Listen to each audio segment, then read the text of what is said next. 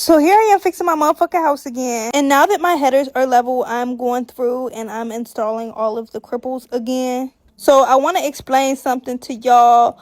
A pretty standard stud spacing is 16 inches on center, which means if I take my tape measurer and I put it on the center of one stud and I measure to the center of the next stud, it should be 16 inches. But who the hell wants to try to hold their tape measurer in the center of a stud? Not me. So what I do is I hook my tape measurer to the first stud that I'm starting at and I pull it out, and the thickness of a stud is 1.5 inches, right? And so half of 1.5 inches is 3/4 of an inch. So rather than marking 16, 32, so on and so forth, I mark 15.25.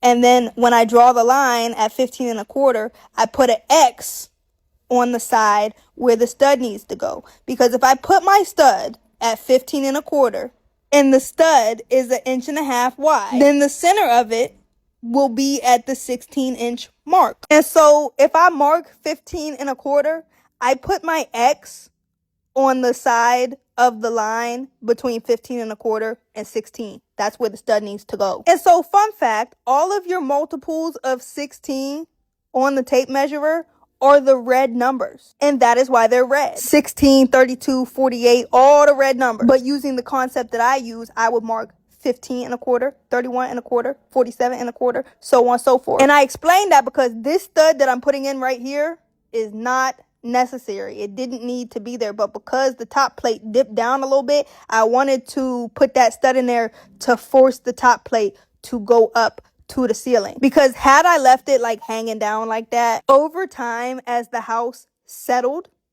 it would have settled down, you know, like there was nothing supporting that to sit up tight against the ceiling and to keep the wall tight against the ceiling. Oh, and so that's another reason why I mark 15.25 rather than 16, is because if I mark 16 on center, whenever I go to put my studs into place, I am going to be fucking with it and knocking it back and forth, trying to align the center of the stud with the line that I marked. But if I mark 15.25, then I can just knock my stud to line up with the line on the left side, and the center of it will be 16 inches on center. I really hope that makes sense to you guys without a visual. And the reason why you go 16 inches on center, or even if you don't go 16 inches on center, like you can go 24, you go 12, 24, 24 might be the biggest you could go, but I could be wrong. But anyways, the reason why it's those numbers for your stud space is because when you hang drywall or plywood, they typically come in 4 foot by 8 foot sections. And so you want the end of your drywall sheet